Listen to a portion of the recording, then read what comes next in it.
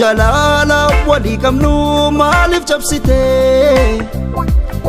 Osonu gago si jaladu mana jibite Guyyaa tokko gaafa si galuuf tagabbite Hoime manko dangalase tanasi mata Rabbi hojii sifa kennu kosna legada Ati namiteef ani si miidhu sin komanda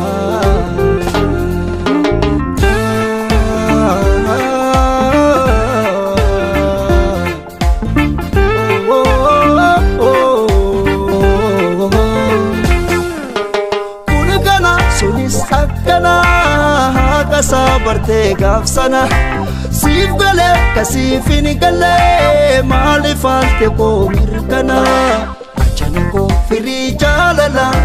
natti jijirate amala wanu fi oson sinjadu ma formana titata amaruma narasa jiru dindamadde fayare buru Maruma narasa jiru dandamadde fayare buru la la la la la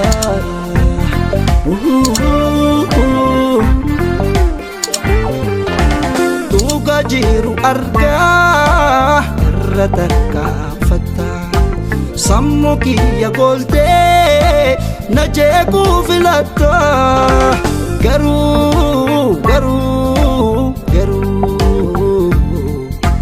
Kochike sif gale nigabita boru Tuga jiru arga rataka fatta sammuki ya golte najeku filata garu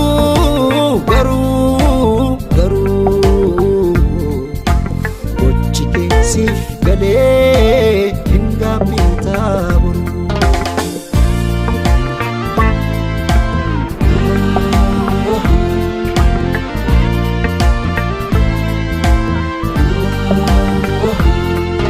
jalala wali kamnu malif chapsite Osonu gago si jaladu mana jibite Guyyaa tokko gaafa si galuuf tagabbite Hoime manko dangalase tanasi mata Rabbi hojii sifa kennu kosna legada Ati namiteef ani si miidhu sin komanda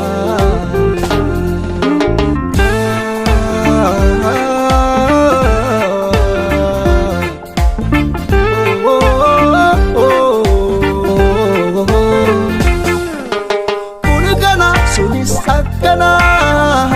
sabarte gafsana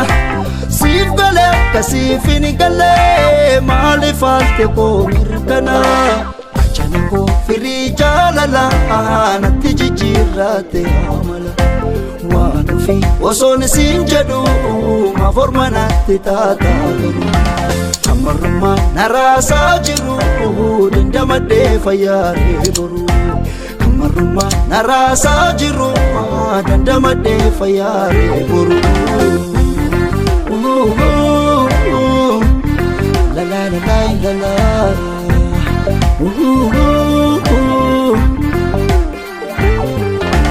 Tuga jiru arga rataka fatta sammuki ya golte najeku filata garu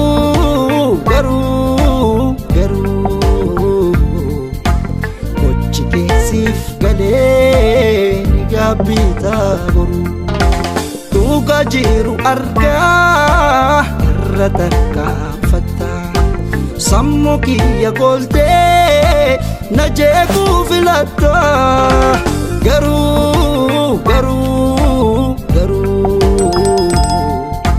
Kochike sif gale nigabita